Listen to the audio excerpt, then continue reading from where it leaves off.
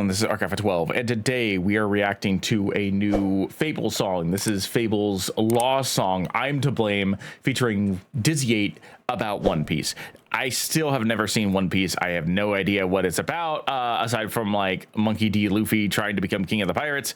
I have gotten bits and pieces here or there through the various nerdcore things and seeing 52 different episodes and at different points in the story, and I've never been able to get into it.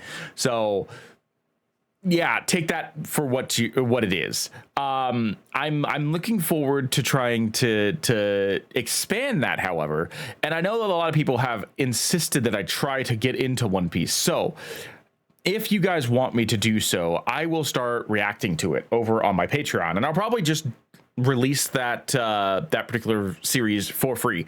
If you genuinely want me to start watching One Piece, I will start reacting to the episodes over on Patreon, and I will try to make sure that like I am doing it in a little bit more of a consistent fashion than I have been. I know that I promised Gundam Requiem for Vengeance was going to be released last week.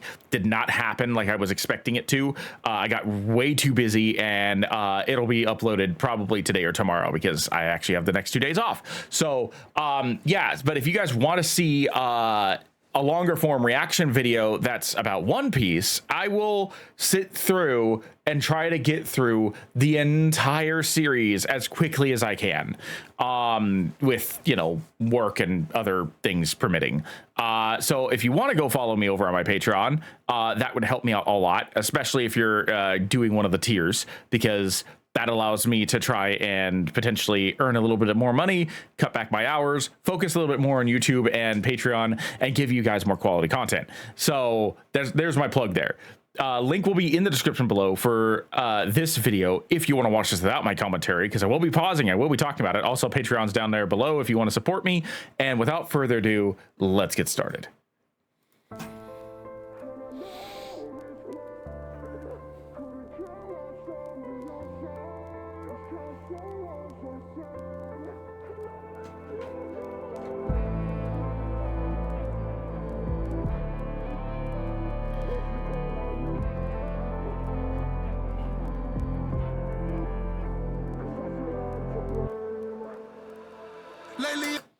Okay, before Dizzy pops off, I gotta say, like, based on everything that I've seen about this particular song, between that first image that we saw, the artwork that he has up here, the artwork that he has over on Spotify, like this, first of all, that looks like an Akatsuki member just dialed into One Piece. Second of all, everything and the title too, I'm to Blame, like everything about this song feels like it's going to be remorseful. It feels like it's going to be sad. It feels like it's going to be full of regret and sadness and pain. But FabvL has circumvented us in the past. I don't know anything about Law, so I don't know whether or not this is actually going to be true, but there is always the possibility that what he's going to do here is something that is unexpected. Maybe this might be a hype track. Maybe this might be a hero's anthem. I don't know. Maybe it will be like a ballad, like a really sad, consistent ballad. It'd be a little weird to have Dizzy on a track like that, but it wouldn't necessarily be unheard of. So I don't know. Let's figure out exactly what direction these two are taking this. Yeah, I've been feeling flawed. Memories remind us about everything I lost. My past isn't naked, that's been weighing on my heart. Heavy as my sin is causing damage when I fall. Now I'm seeking to be better, and I treat that like it's law. Rain fall on me and hide the teardrops. Crawling from my lowest, I'm hoping to reach the hilltop. I may change, but that doesn't hide the pain that I still got. Regret is the fact that I'm here now and you still not. Bones in my thoughts, and every second it bleeds. Okay. First things first, I'll talk about the good parts that I liked about that. I liked how it definitely leaned into the pain aspect. I like how Dizzy captured that pain that this character apparently feels, the regret. He obviously lost someone, a brother or a father or something like that, and he regrets part of that. He has remorse over that. He has a lot of pain over it. So like, I like how he decided to cover it. The bad part, however, I did not like the way he did it. I've been very vocal before. The way that my brain processes things, I like it being nice and neat. I don't like offbeats. I don't like it when a rapper is off the beat. And I felt like Dizzy was off the beat a good portion of that. Now, it's just my personal nitpick. I fully understand that. But like, to me, I feel like it would have been better to tighten that up a little bit so that way the rap matched the instrumental. With it being on the every like couple words being on an offbeat, what that makes it feel like is the way I've described it before is like stumbling. Like, he said something that didn't fully match the beat that it was put on, and so now he's trying to catch up. And to me, it just bothers me. It's distracting.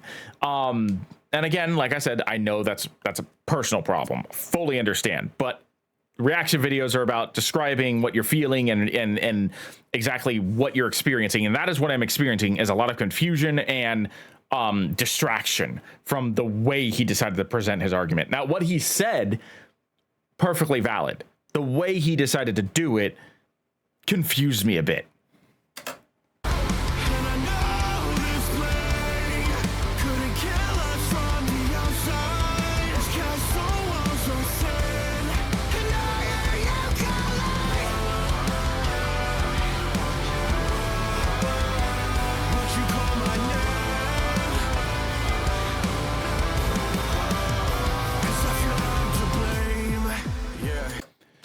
I like the way that FabvL decided to cover that chorus.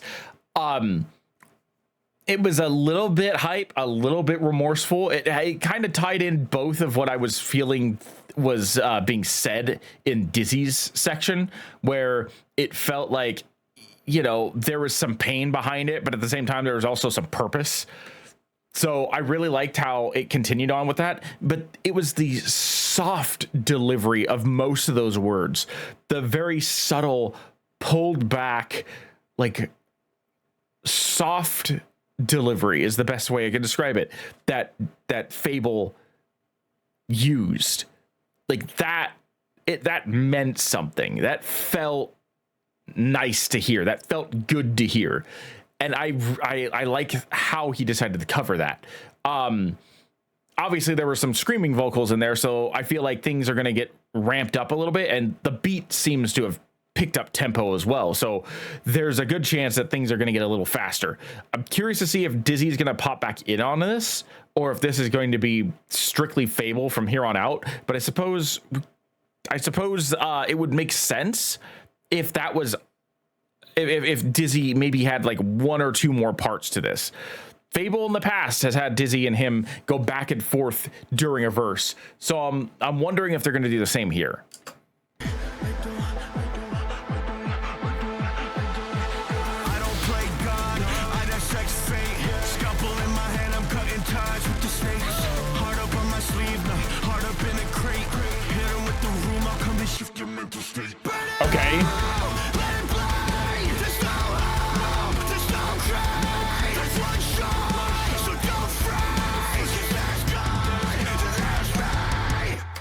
I like that. I like that particular like presentation a lot. The idea that there is no God, there's just me. The fact that like it went from something that felt like there was a lot of remorse to a sheer determination. There was just a driving force behind that. The tempo picked up. Everything got elevated to 11. FabvL started screaming.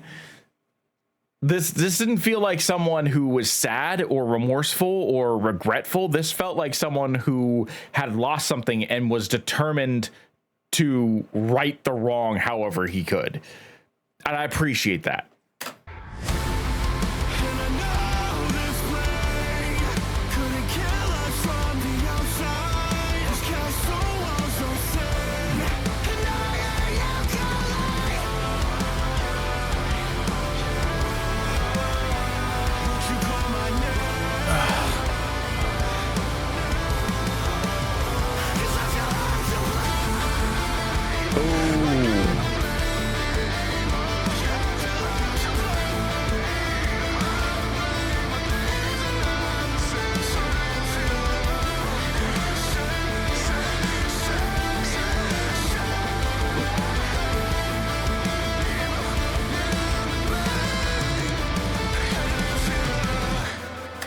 okay, the guitar solo, that whole section there with the different visuals and the different instruments going on, that was cool. That was a lot of fun. I really enjoyed listening to that. I felt like that track, this track needed that little like break, so that way we could kind of like see and feel and experience the hero that Law apparently is or was. And I feel like that was necessary. Do you feel the same? Do you feel the same?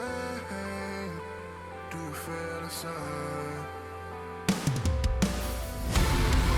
And I know this pain couldn't kill us from the outside. This castle walls are thin, and I hear you calling.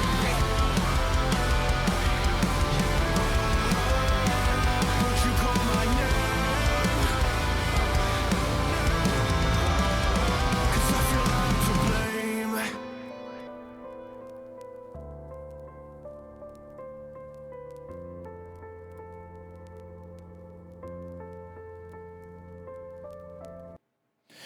As someone who has no idea what was going on there, it felt very confusing at the end with all those different scenes. I obviously completely removed from those characters, so I have no idea who they are or what their purpose is or what the meaning behind those scenes were. But I